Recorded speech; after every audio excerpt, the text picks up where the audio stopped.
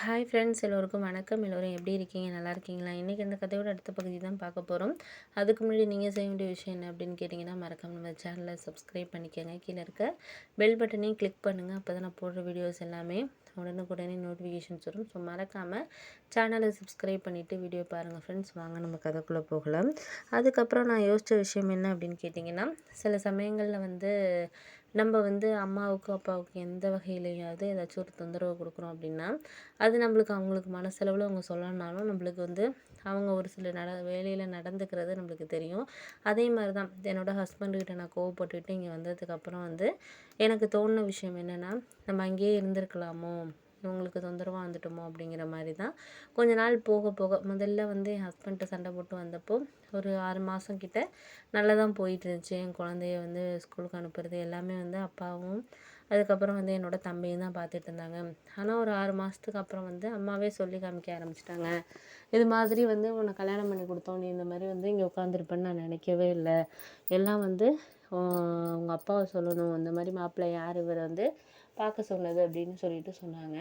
நாங்கள் உடனே சொன்னதுக்கு காரணம் இது எந்த விஷயமா இருந்தாலும் நம்ம அதுக்கு தான் நம்ம இருக்கிற இடத்துல இருந்தால் தான் நமக்கு மரியாதைங்கிறது ஒரு உண்மையான ஒரு விஷயம் அப்படிங்கிறது எனக்கு புரிஞ்சிச்சு. அதுக்கப்புறம் அப்பாவும் என்கிட்ட சரியாக பேசுகிறது கிடையாது. அப்பா எதை பற்றியுமே அப்படியே பேசிக்காமல் ஒரு மாதிரி குழப்பத்திலே என்கிட்ட இருந்தார். எப்போதும் நல்லா பேசுவார்.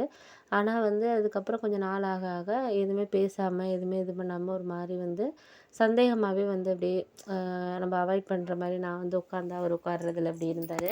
அப்போ தான் எனக்கு தோணுச்சு, சரி நம்ம ஹஸ்பண்ட்டே போயிட்டு சாரி கேட்டுருவோம். ஏன்னா நம்ம மேலேயும் தப்பு இருக்குது. அவங்க வீட்டுக்கு அதாவது எங்கள் அத்தை வீட்டு சைட்லேருந்து வந்தவங்களுக்கு நான் ஒழுங்காக ரெஸ்பான்ஸ் பண்ணாததுனால தான் எங்கள் 2 பேருக்குள்ளே ஒரு சண்டைங்கிறதே வந்துச்சு. அப்படி இருக்கிறப்போ நம்ம மேலேயும் தப்பு இருக்கிறதுனால நம்ம முடிஞ்ச வரைக்கும் அவங்கள அவங்க மேலே எந்த ஒரு தவறுமே கிடையாது, நம்ம மேலே தான் இருக்குது அப்படின்னு சொல்லிட்டு அதுக்கப்புறம் என் ஹஸ்பண்டை பார்க்குறதுக்காக அவருக்கு கால் பண்ணேன். அவர் எத்தனையோ தடவை பண்ணார். ஆனால் நான் அட்டன் பண்ணவே இல்லை, கிட்டத்தட்ட 6-7 மாதமா. அதுக்கப்புறம் அவருக்கு ஃபோன் பண்ணேன். அதுக்கப்புறம் அவர் அட்டன் பண்ணார். என்ன சொல்லு அப்படின்னு சொன்னார். உங்ககிட்ட கொஞ்சம் பேசணுங்க அப்படின்னோடனே, என்ன பேச போகிறப்ப 6 மாதமா எதுவுமே பேசலை, குழந்தையும் என்கிட்ட கொண்டாந்து காமிக்கலை, அப்படி என்ன நான் இது பண்ணிட்டா சொல்லு, உன் மேலே தானே தப்பு இருக்குது, அதை நீ புரிஞ்சிக்கவே மாட்டேங்கிறீ லதா அப்படின்னோடனே, இல்லை என்னோட தப்பு எல்லாத்தையும் உணர்ந்துட்டேன், உங்ககிட்ட நேரில் தான் பேசணும் அப்படின்னோடனே, சரி ஓகே நீ இரு நான் வரேன் அப்படின்னு சொல்லிட்டு அதுக்கப்புறம் எங்கள் வீட்டிலேருந்து ஒரு 1 கிலோமீட்டரில் ஒரு பார்க் இருக்குது. அந்த பார்க்குக்கு அவர் வர சொல்லியிருந்தார். சரி ஓகே அப்படின்னு சொல்லிட்டு அதுக்கப்புறம் நானும் அவரும் மீட் பண்ணிட்டோம். மீட் பண்ணதுக்கப்புறம் தான் அவர் என்கிட்ட இது மாதிரி சொன்னார். உன் மேலே இப்போ தவறு இருக்குங்கிறத நீ உணர்ந்துட்டியா, அப்போ தான் நீ உனக்கு ஒரு மனசளவில் நீ எதாக இருந்தாலும் இது பண்ணுவேன் அப்படிங்கிற மாதிரி சொன்னோன்னே, நான் உணர்ந்துட்டேன், நான் உணராமல் கிடையாது, நான் எல்லா விஷயத்தையுமே உணர்ந்துட்டேன், எனக்குள்ளே ஒரு இப்போ தான் ஒரு அறிவுங்கிறதே எனக்கு வந்திருக்கு அப்படின்னு தான் சொல்லணும். இதுக்கு முன்னாடி நான் எந்த விஷயத்தையுமே யோசிக்காமல் நான் செஞ்சுட்டேன். உங்கள் மேலே நான் கோவப்பட்டது எல்லா விஷயமா இருக்கட்டும், எதுலேயுமே நான் சரியாக முடிவெடுக்கலைங்க. இப்போ தான் எனக்கு இன்னும் உங்களோட அருமையே எனக்கு இப்போ தாங்க தெரிஞ்சிருக்கு.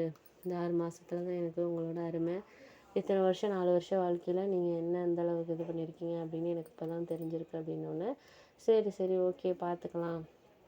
சில சமயங்களில் நம்மளுக்கு எது தான் சில விஷயங்களை நம்ம யோசித்தாலும் அதை நம்மளுக்கு சரியான ஒரு இதில் இது பண்ணிவிட்டு நம்மளால் இருக்க முடியாது அப்படிங்கிறது தான் ஒரு உண்மையான ஒரு விஷயம். அதனால முடிஞ்ச வரைக்கும் நம்ம எது நடந்தாலும் நடக்கட்டும், நம்ம பார்த்துக்குவோம் அப்படின்னு சொல்லிட்டு அதுக்கப்புறம் நான் யோசித்தேன், சரி பார்ப்போம் அப்படின்னு சொல்லிட்டு.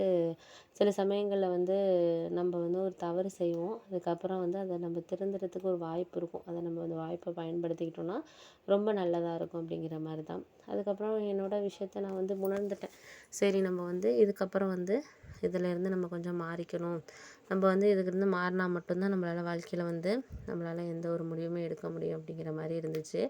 அதுக்கப்புறம் அவர்கிட்ட சாரி கேட்டு அதுக்கப்புறம் நான் வந்துடுறேன் வீட்டுக்கு அப்படின்னோடனே, அவரும் சொன்னார், சரி வா நீ வீட்டுக்கு அப்படின்னு சொல்லிட்டு அதுக்கப்புறம் பைக்கில் அழைச்சிட்டு போனார்.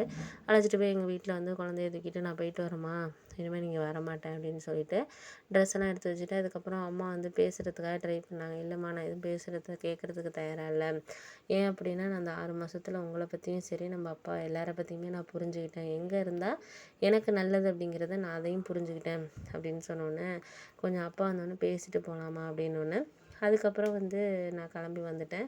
கிளம்பி வந்ததுக்கப்புறம் அதுக்கப்புறம் தான் எங்கள் அப்பா ஒரு 2, 3 நாள் கழிச்சு நாங்க இங்க இருக்கிற வீட்டுக்கு வந்தாரு. வந்ததுக்கப்புறம், "ஏன்ப்பா இப்ப இங்க வந்திருக்கீங்க? திருப்பி நான் இங்கேலாம் வர ஐடியா இல்ல. நீ இங்கேயே இருமா தான் உனக்கு நல்லது. உனக்கு தெரியாத விஷயம்னு கிடையாது. நான் உன் மேல எவ்வளோ பாசம் இருக்கு அப்படிங்கிறது உனக்கு எல்லாமே தெரியும். உன்ன யாராச்சும் ஒருத்தவங்க ஒண்ணு சொல்லிட்டா கூட அத என்னால தாங்கிக்க முடியாது. அந்த மாரி ஆளு உன்ட்டயே பேசாம நடந்துக்கிறேன்னா என்ன காரணம்? அம்மா தம்பிக்கு இப்ப அடுத்தது பொண்ணு பார்க்கலாம் அப்படிங்கிற மாரி முடிவு பண்ணிட்டா. அதனால நாளைக்கு அவ பேசி சண்டை போட்டு தேவையில்லாம நீ வர்றதுக்கு, நான் இந்த மாரி நடந்துக்கிட்டேன்னா நீ கோச்சுக்கிட்டு நான் வந்துட்ட பார்த்தியா? அதாம்மா எனக்கு வேணும்." அப்படிங்கிற மாரி சொன்னாரு.